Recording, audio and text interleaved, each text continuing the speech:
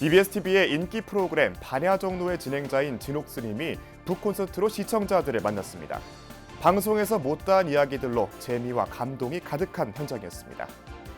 영축 총림 통도사가 제68회 강원과 19회 율원, 5회 연불원 졸업식을 봉행했습니다. 범어사 성보박물관이 올해 첫 전시회를 열었습니다. 40년 가까운 교직 생활을 마무리하는 김종호 작가의 부처님 미소와 연꽃의 만남을 주제로 한 작품 60여 점이 관객들을 만납니다. 호남불교 중흥에 큰 발자취를 남긴 화엄사 전 조실, 금성당 명선대종사의 열반 2주기 추모제가 열렸습니다. 반지나 팔찌로 매개 상태를 측정해 심뇌혈관 질환을 판단하고 한의사의 진료로 바로 이어지는 스마트 기기가 나와 주목받고 있습니다.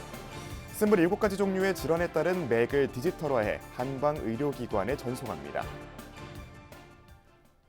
여러분 안녕하십니까? 2월 11일 화요일 BBS 뉴스입니다. BBS-TV 반야정로를 통해 반야심경과 법성계 등의 교리를 알기 쉽게 전해주는 진옥스님이 북콘서트로 시청자들을 만났습니다. 평소 들려주던 부처님의 수행법과 불교 사상을 비롯해 방송에서는 못다한 이야기들로 콘서트장에는 웃음과 감동이 넘쳐났는데요. 이제는 방송 포교를 마치고 수행에만 전념하겠다는 계획으로 시청자들에게 작별을 고하기도 했습니다. 권금주 기자의 보도입니다. 깨달음에 이르는 통로이자 불교의 궁극적 목표로 불리는 반야. 이 반야의 지혜를 260여 글자에 담은 게 반야심경입니다.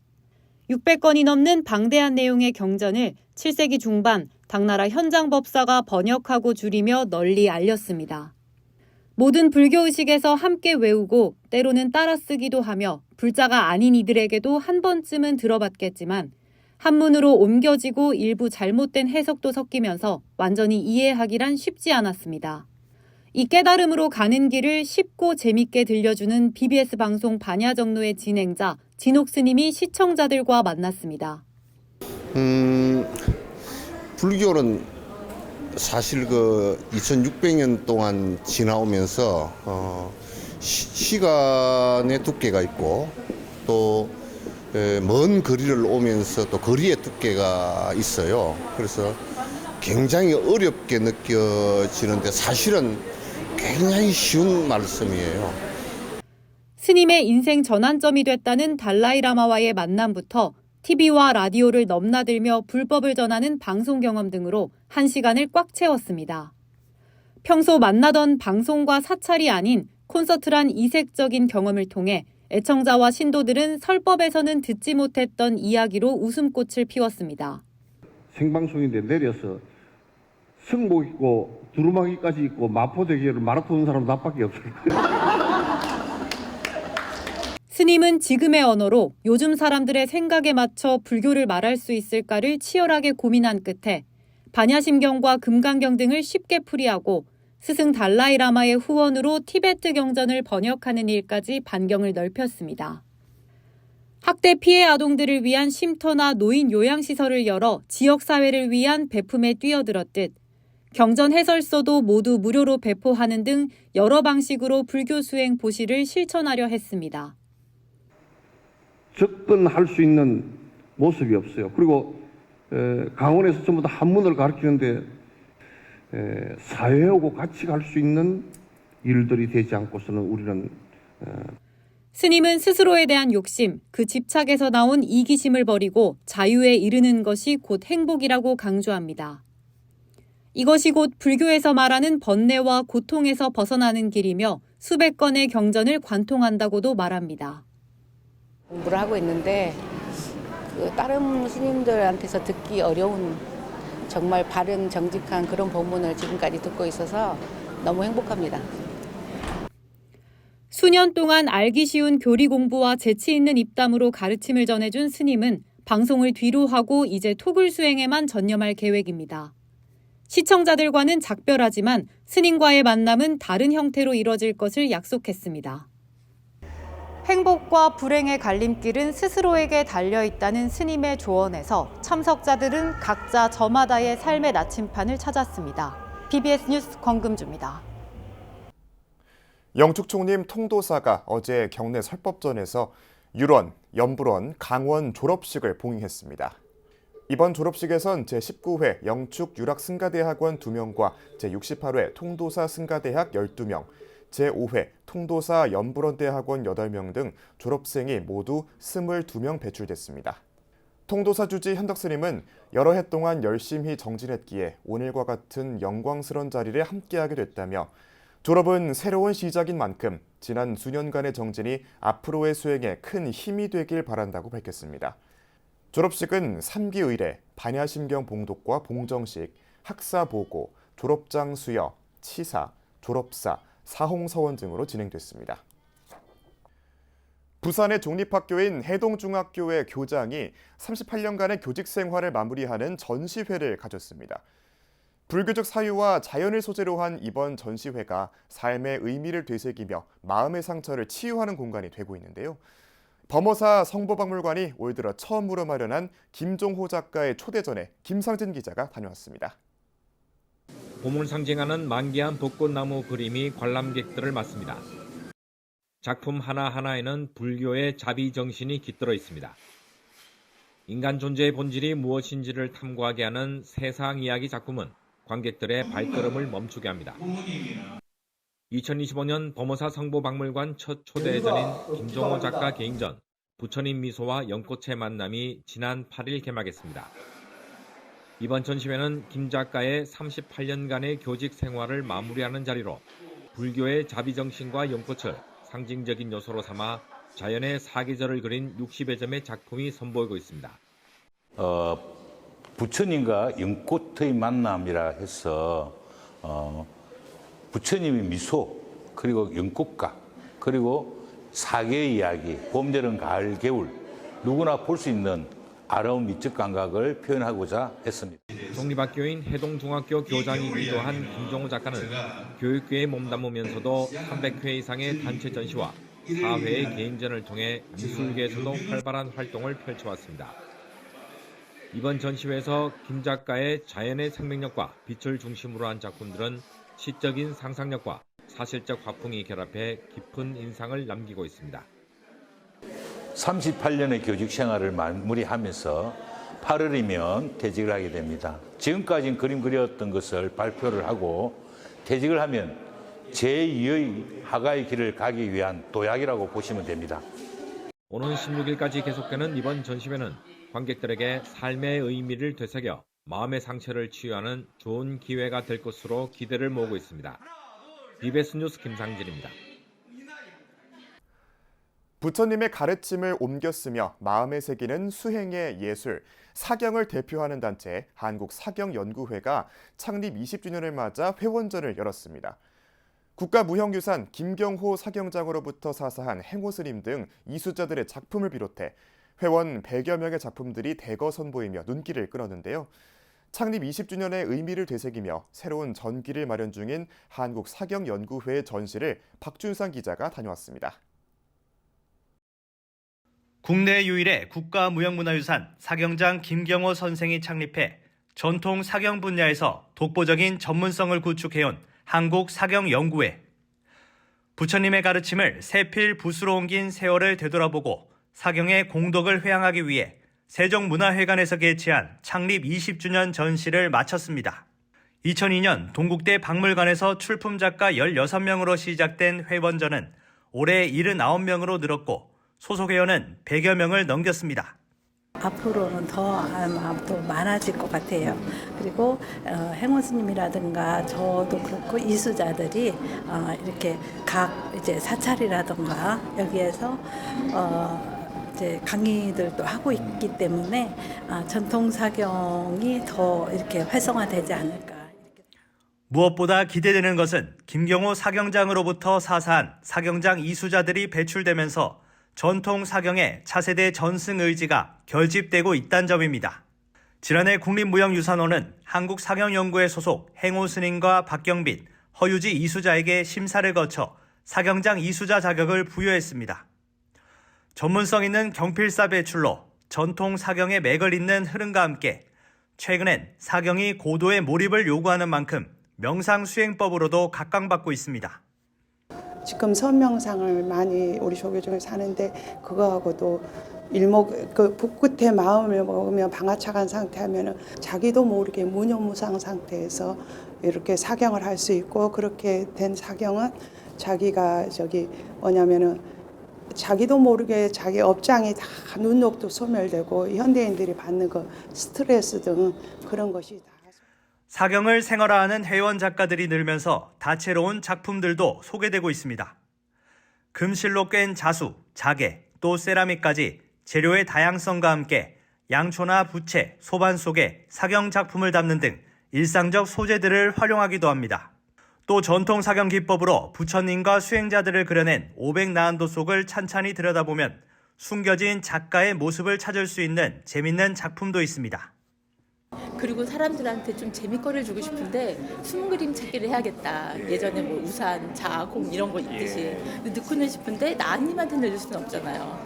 그 속에다가 잠깐 넣어야겠다 해서 넣었는데 다른 분들이 못 찾으시더라고요. 한국사경연구회는 고려시대 꽃피웠던 불교 전통의 사경 복원과 더불어 사경의 대중화를 위한 명상과의 전복 등 다양한 활동들을 전개할 계획입니다. 전통 사경을 기반으로 해서 좀 더 대중 속에 나갈 수 있는 방향으로 이렇게 하거든요. 그렇게 해서 새롭게 이제 좀 더 현대인들한테 다가갈 수 있고 그런 거를 아우러서, 그런데 절대 전통에서 벗어나지 않는 그 기반을 한 상태에서 좀 하려고 생각하고 있습니다. 한 점, 한 획에 부처님을 담아 그려온 20년, 그리고 새로운 미래를 열어나갈 한국사경연구회의 도약이 기대됩니다. BBS 뉴스 박준상입니다. 호남불교 중흥을 위해 헌신한 지리산 화엄사 전 조실 금성당 명선대종사의 열반 2주기 추모제가 지난 일요일 화엄사에서 봉행됐습니다. 경내 각 황전에서 열린 추모제에는 화엄사 문장 종국 스님을 비롯해 주지 덕문 스님과 맞상좌 진만 스님, 손상좌 스님, 장길선 신도회장, 여수지역 불자 등 100여 명이 참석했습니다. 화엄사 문장 종국 스님은 추모사에서 금성당 명선대종사의 열반 2주기 추모제에 참석하신 사부대중에게 감사의 마음을 전한다며 을사년 새해를 맞아 더욱 평안하기를 기원한다고 말했습니다. 주지 덕문 스님은 인사말에서 큰 스님께서 열반하신 지 벌써 2주년이 됐다며 큰 스님의 유지를 잘 받들어 열심히 정진하겠다고 말했습니다. 사부대중은 추모제를 마치고 경내 부도전으로 이동해 스님의 부도탑을 제막했습니다. 중앙종회 수석 부의장과 원로회의 부의장 등 종단 내 주요 소임을 두루 거친 스님은 문화재 복원불사에 힘써 여수 흥국사를 대가람으로 일신시켰고 임진왜란 당시 의승수군 선양에도 앞장섰습니다. 스님은 지난 2023년 2월 2일 여수 흥국사에서 범납 71세, 세수 88세로 원적에 들었습니다. 여수 용문사가 지역 내 어려운 주민을 위해 온정이 담긴 쌀을 전달했습니다. 지난 6일 용문사 경내 대흥버전에서 열린 자비나눔의 쌀 전달식에는 주지 해덕스님을 비롯해 김정호 여수시 복지교육국장과 문우환 화양면장, 곽성준 진달래마을 사무국장 등이 참석했습니다.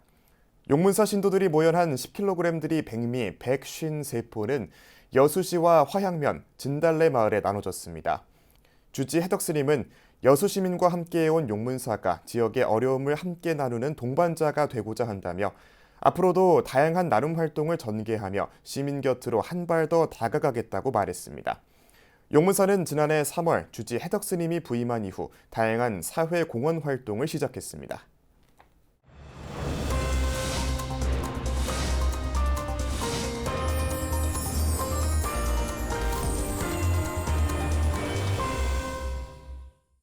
뉴스 속 뉴스 브브스 뉴스입니다. 얼마 전 유명 트로트 가수 송대관 씨가 갑작스런 심장마비로 유명을 달리해 안타까움을 줬는데요.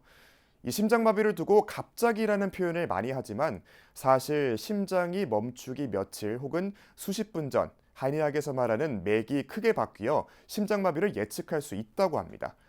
두통이나 위염 등의 27가지 맥을 디지털화해 반지나 팔찌 형태로 측정하고 주치 한의사의 모니터링을 통해 진료와 처방까지 할 수 있는 스마트 기기가 개발돼 주목받고 있습니다. 정민지 기자의 보도입니다. 반지와 팔찌, 시계 형태로 현재의 건강 상태와 변화를 확인할 수 있는 스마트 기기는 이미 익숙해졌습니다. 심박수와 호흡, 운동량 등을 측정해 데이터로 제공하는 것인데 이에 더해 한의학에서 진료의 기본이 되는 맥을 감지해 건강 상태를 알려주는 스마트 기기가 개발돼 눈길을 끌고 있습니다. 특히 심정지와 부정맥 등의 위험 신호를 심장이 멈추기 전에 감지해 알려주고 연계된 주치 한의사가 즉각적으로 대응할 수 있게 했습니다. 네, 심장이 멈추기 전에는 맥박의 변화가 나타납니다. 그래서 심장이 이제 갑자기 이렇게 멈추거나 그런 일은 없거든요. 그 전에 빨리 뛴다든지 약하게 뛴다든지 불규칙하게 뛴다든지 이런 신호가 오게 됩니다. 이거를 이제 맥박으로 이렇게 반영이 되고요. 이 맥박을 저희가 이제 특허 출원한 그 맥파로 알 수 있는 거죠. 현직 한의사가 개발한 바디젠 링맥은 한의학적 진맥 데이터를 디지털화해 AI 기반 시스템으로 분석해 진단하는 방식입니다. 사용자가 착용한 반지나 팔찌의 광학 센서로 맥파를 측정하고 한의학의 27가지 맥상으로 분석해 몸 상태를 추정할 수 있게 하는 것입니다. 비과학적이라는 의혹을 받고 있는 한의학을 디지털과 AI 분석, 빅데이터 축적을 통해 보다 신뢰할 수 있는 의학으로 만들겠다는 포부를 담았습니다. 한의학은 다분히 너무 경험적이었어요. 혼자만의 경험들을 그러니까 임상 10년, 20년, 30년, 40년을 해도 혼자만의 임상이고 혼자만의 경험이었습니다. 이게 이제 딥러닝이라는 AI가 결합이 되면 정말 한의사도 너무 좋고 환자도 너무 좋고 그리고 이 한의학이 더 신뢰를 쌓고 더 과학화가 될 수 있는 큰 계기가 될 것 같아요. 1년여 연구 개발 끝에 오는 5월 출시될 링맥은 비대면, 고령화 시대에 수요가 많을 것으로 예상됩니다. 사용자의 의료 정보를 저장하는 방식이 아니라 개인 식별 없이 코드화된 정보를 실시간 송출해 개인정보 보호 관련 문제도 해결했습니다. 맞춤 어플리케이션으로 비대면 초진 이후 한의원 내원을 이끌 것으로 기대되고 있지만 현재 시범사업 형태로 이뤄지는 비대면 진료의 법제화 여부가 관건입니다. 지금 현재 링맥을 개발을 해서 앞으로 이렇게 발전돼 가는 많은 것들이 제도적인 것들이 뒷받침돼야 되는 건 사실 맞습니다. 근데 전혀 개인정보나 이런 환자의 정보, 의료 정보에 대한 것도 단 1도 기록을 남기지 않고 내가 띄고 있는 맥파의 기능만 보내주면 한의사분들이 그걸 판독을 하고 내원을 하게끔 하고 부분이 당연히 내원을 해야지 이것만으로 인진할 수는 없죠. 그래서 그런 부분들은 조금 더 앞으로 풀어나갈 숙제들입니다. 한의학의 과학기술을 결합한 링맥의 도전이 결실을 맺고 발전해 가기 위해서는 경제 위기를 혁신으로 돌파하려는 기업들을 위한 제도적 뒷받침이 필요해 보입니다. BBS 뉴스 정민지입니다. 대구 금용사가 난치병 어린이 돕기 후원금 1,000만 원을 사단법인 생명나눔 실천 대구 경북지역 본부에 전달했습니다. 금용사 회주 혜선 스님은 지난해 원적에 든 불국당 신철 대종사의 유훈을 받들어 소아 환자 치료에 보탬을 주기 위해 이 같은 자리를 마련했습니다. 차르마다 지도법사를 해주셨는데 저렇게 이제 돌아가시고 나니까 많이 참 허전하고 그렇습니다. 스님의 그 이제 회양을 여러 곳에 하고 있는 가운데 이번에 이렇게 저희가 함께 활동하고 있는 생명나눔 실천회에 이렇게 스님의 그런 회양을 함께 할 수 있어서 참 이렇게 마음이 좋습니다. 신철 대종사는 생전 동국대 YG 캠퍼스에 신철 장학회를 설립해 3억 원을 기부했으며 학생 37명에게 장학금 200만 원씩을 전달해 인재불사에 앞장섰습니다. 큰 스님의 유지를 받들어서 한 푼도 헛되이 쓰지 않고 소아난치병 환자를 위해서 부처님의 자비를 실천하도록 하겠습니다. 생명나눔 실천 대구 경북지역 본부는 지난해 10월 의사, 변호사 등으로 구성된 소아 환자 치료비 지원 사업 준비위원회를 발족해 난치병으로 어려움을 겪는 어린이들에게 희망을 주고 건강하고 밝은 사회를 구현하기 위해 노력하고 있습니다.